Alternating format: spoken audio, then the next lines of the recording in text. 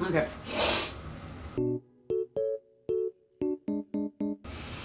Virginia, a state most well known for its extensive history, its scenic geography, and its humid subtropical climate. Now, we are located in quite the sweet spot geographically. We get beaches, we have mountains, forests, pretty much everything besides a desert. We are far enough away from the poles and the equator so that we don't really see an abundance of severe weather. And we do have all 4 seasons, even if spring and fall feel kind of short at times. But we do have them. It would make sense as to why settlers decided on Virginia originally for its ideal climate. However, as time has progressed, it seems that our climate is changing, and Virginia is not excluded from that. A very apparent example of this is our number of tornadoes. Now, you're thinking of tornadoes, you're probably not thinking about Virginia. We're definitely not one of the ones that gets a lot of tornadoes very often. Our annual average used to be about 4 to 5 tornadoes a year. We're looking closer to about 10 to 20 a year, depending. It is a little bit of a change from what we're used to. And while tornadoes obviously are not the main threat for Virginia compared to other weather phenomenon, it does not mean that we are immune to tornadoes or hurricanes. You know, we've definitely had our fair share of hurricanes in the past, and it seems like we're only going to have more. The main issue arises when it comes down to infrastructure. Now, the Midwest, they build with the idea in mind of having regular tornado strength winds. People living on the coasts, they're building with the idea in mind of flooding or hurricane strength winds and rain. They're built with that in mind. Virginia was not built necessarily with hurricane and tornado strength winds in mind. A lot of buildings here, I don't want to say most because Lord knows, but a lot of buildings are either older, more unstable, do not have basements, do not have storm shelters, are typically just not built with severe weather in mind. And when you don't build with severe weather in mind, you'll end up with costly, even deadly consequences. And that's what I'm here to talk about today. Now, specifically, we'll be talking about the tornado outbreak that hit Virginia in September 17th, 2018, as a result of the approaching Hurricane Florence. Wait a minute, tornadoes coming from hurricanes? Well, that doesn't make sense. I mean, tornadoes, you know, they're converging winds. If you have converging winds in a hurricane, it typically makes the hurricane destabilize and fall apart, right? Like, how would you possibly get tornadoes from hurricanes? It's more likely than you think. Now, your standard tornado is going to come from strong converging winds, or a supercell. A hurricane is much easier to point out on radar than I would say a tornado, as hurricanes can get pretty massive. While yes, converging winds can weaken or disrupt a hurricane, that doesn't mean that the hurricane isn't large enough itself to house tornadic strength winds and to cause converging winds. Now, the northeastern side of a hurricane is typically going to have the more chaotic and unstable parts of the storm. The biggest factor that comes into creating a tornado from a hurricane is typically friction. When a hurricane is growing over the ocean, it's sucking up all that moisture, it's getting stronger, but it doesn't have a lot of friction it needs to work against over the surface of the ocean. There's not a lot going on there. But when a hurricane's legs touch the surface, you got a lot of friction to work against. You got houses, you got cars, you got just various stuff everywhere compared to like the surface of the ocean where there's nothing. Now, this friction is going to slow down surface winds once it hits land, but the winds higher up in the atmosphere are not slowing down. They're still equally as fast. These two different wind speeds create wind shear, which is just another way of saying converging winds. Two different speed winds fighting against each other. This atmospheric spin will push rotating air upwards, and that's how you get your vertical column, wall cloud, and ultimately a tornado.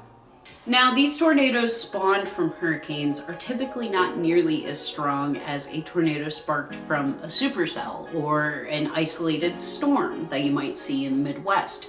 So they're typically coming out at about an EF0 or an EF1, but they're still ultimately a tornado. You know, I don't want to discount that, but normally they're much weaker in comparison. Now, in our particular instance today, Hurricane Florence sparked up as a tropical depression off the coast of Senegal and then made its fun, merry way across the Atlantic, growing in size and intensity. Thankfully, this hurricane peaked over the Atlantic Ocean before making landfall, from a Cat 4 all the way to a Cat 2, and disorganizing upon hitting the coast of South Carolina. However, despite disorganization, low-level wind shear and rising temperatures ultimately created an environment ripe for tornado formation upon the East Coast. From September 13th to the 17th, Hurricane Florence spun out about 38 tornadoes across the Carolinas and Virginia. And while these tornadoes were relatively weak in comparison to what we typically see out in like the Midwest, they still caused a significant amount of structural damage and even loss of life. 10 of these 38 tornadoes ended up hitting Virginia specifically, and that included a rare EF2. Now, as I said before, tornadoes spawn from hurricanes, typically EF0 to EF1. We got an EF2 here, okay? We're breaking tradition, okay? We're breaking records. And while every tornado is important and should be taken seriously, despite its rating being an EF0 or an EF2 or an EF5, it doesn't matter. It's important regardless. We're only going to be covering the 10 that hit Virginia on September 17th.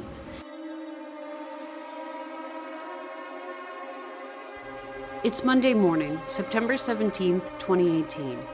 Alerts are out and tornado warnings begin being issued. Although for most Virginians, these warnings will go ignored. Residents are going about their business as usual, headed to work, running errands, and dropping off their kids at school. Yeah, there's tornado warnings being issued, but the Appalachian Mountains typically disperse any kind of bad weather before it hits the city, right? So, no need to worry. But on this day, the atmosphere was brewing up something ugly, and while Florence may have lost its eye, its wrath was still pushing forward.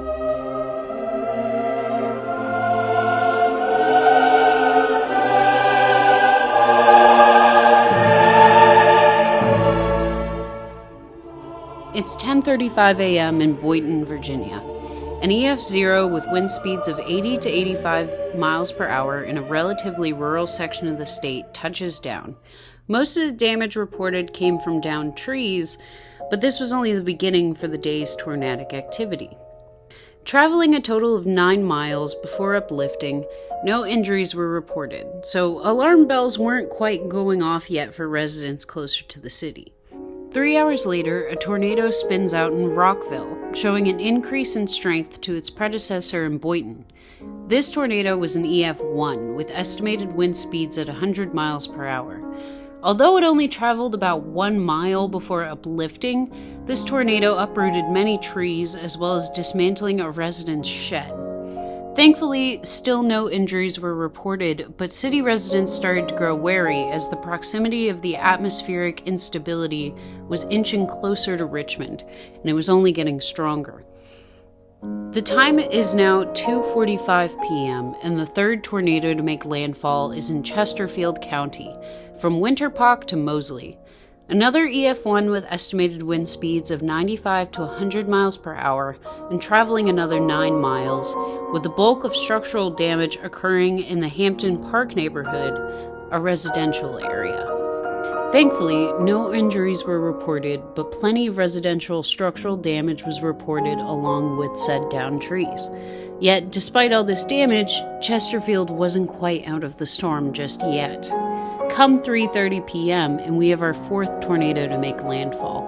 This one being within Richmond city limits on the southwestern side of town, with wind speeds estimated at 90 to 95 miles per hour. The EF1 tornado traveled almost 4 miles northward before uplifting after only 10 minutes. Numerous trees were thrown, and AC units were being blown out of windows in the surrounding areas. Again, no injuries were reported despite the various structural damages left in the tornado's wake. At this point, though, Richmond residents are on edge. Is it over? Has the worst of it passed? Is it safe outside yet? With classes in session at nearby schools like Virginia Commonwealth University and University of Richmond, students are being told to stay in the dorms or in classrooms and wait out the storm away from windows, but a mild sense of panic simmers. Virginians, and especially Richmonders, are not prepared for tornadic activity. There was fair warning for hurricane-like weather, but tornadoes are a whole different monster, and the green skies above only left those on the surface a sense of dread. At 3:35 p.m., a rare EF2, once again spawning in Winterpock but moving towards Bon Air, tore through a mainly residential area, tripling in size to all other previously mentioned tornadoes with a max width of 350 yards and traveling 7.5 miles, with estimated wind speeds of 115 to 125 miles per hour. This tornado snapped and stripped trees, tore roofs off businesses and homes, as well as crossing multiple highly trafficked roads and flipping cars.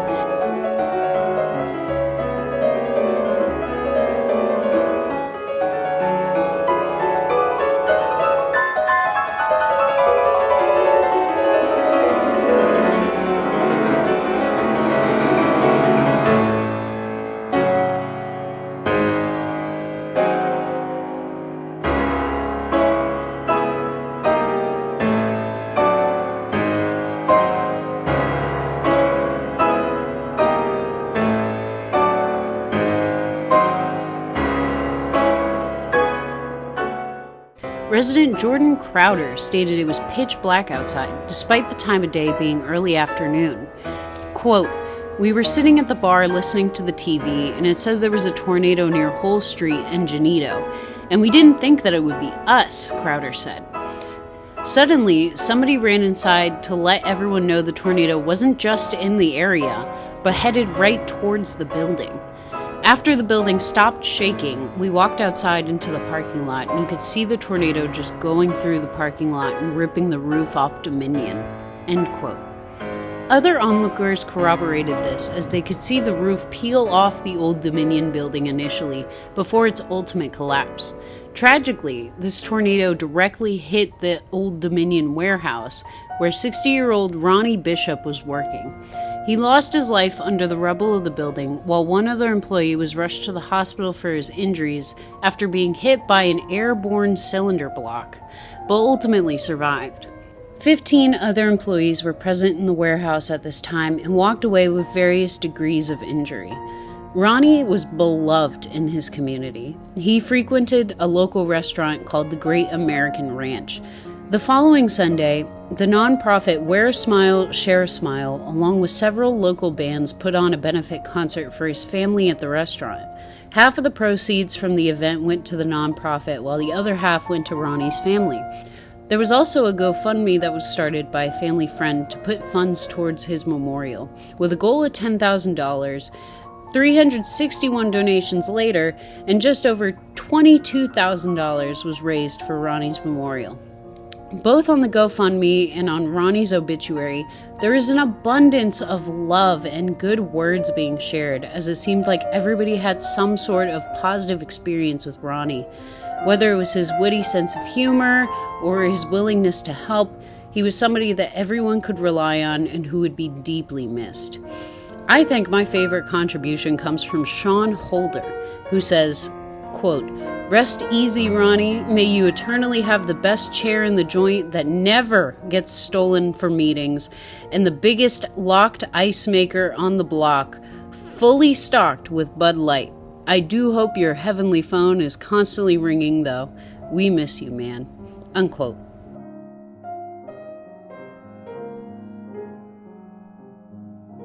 I'm sorry to get off topic there, but I worry that sometimes in this weather coverage type content, you lose the person beneath the numbers. And while we only lost one person throughout this whole tornadic outbreak, that's still one person too many. And I just wanted to make sure to highlight him and his impact in all of this. But back to the storm. As the tornado continued down its path of destruction, it eventually lifted as it reached towards Route 60 in Bon Air, ending the most ruinous tornado of the day. And while it wasn't the final tornado, it was the tornado's peak. Not one, not two, not three, but 5 EF0 tornadoes followed, scattering throughout the city of Richmond and Powhatan County. Thankfully, by this point in the timeline, most residents heeded warning and took cover until the coast was clear and all tornado warnings had expired. The final tornado of the day touched down right above the James River between Bird Park and Powhite Parkway, then following parallel to the highway for roughly over a mile into Windsor Farms before finally uplifting on Exeter Road. With peak winds hitting at about 75 miles per hour, most of the damage reported stemmed from snapped and uprooted trees, with nothing major of note. But with that, our tornado outbreak comes to an end, and the residents of Virginia can breathe a sigh of relief as the nightmare is finally over and reconstruction and repairs can finally begin. Now, a hurricane-based tornado outbreak hitting Virginia. We've never seen anything like it before, right? A total doozy, catching us off guard. It's never happened, right? To the contrary, 14 years earlier, exact same day, September 17th, 2004, we saw a hurricane-based tornado outbreak from Hurricane Ivan, throwback. Hurricane Ivan actually brought us 38 tornadoes the exact same day, 14 years prior.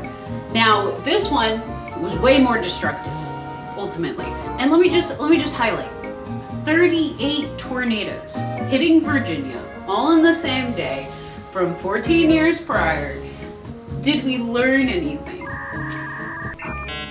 I would say no. And I say that because when this did happen, this prior outbreak, not a single life was lost. We didn't lose anybody. Everybody turned out safe and okay. I mean, I'm sure there were some injuries, but nobody died, thousands of dollars in property damage, but nobody died. And I think that's the biggest thing, because with us getting a fourth of what we had 14 years prior and still losing a life due to structural integrity being lackluster, I think that's a terrible sign of the direction that we're going, or at least that we've been going in terms of storm preparation. And while we can't turn back the clocks and prevent the loss of life that we've received from this most recent tornado outbreak, I think it's important that we look towards the future in terms of precautions and severe weather safety. Our structural integrity is lackluster. If you saw my previous video about the Virginia water crisis, the Richmond water crisis, I talk a decent amount about how our infrastructure for piping is lackluster. Now, let's throw in severe weather with that, and we got double problems going on. So there's always a reason why I make these things, I promise. And this is just one of them. I'm just gonna say it. Virginia's climate is changing. And that's not just me throwing on my tinfoil hat saying climate change. The Environmental Protection Agency, the EPA, has stated specifically Virginia's climate is changing. And I don't think we're prepared. I don't think we're prepared for that at all. And while I'm not going to go super in depth about Virginia's changes in policy regarding climate, because we have made some changes. We certainly have great groups, environmental activist groups that are doing things to help the environment.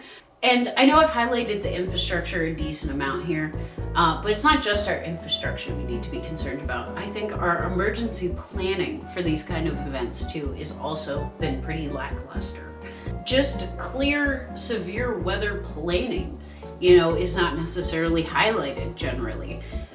Most people at wherever they work at don't know where the safest place in the building is to go when a severe weather event happens.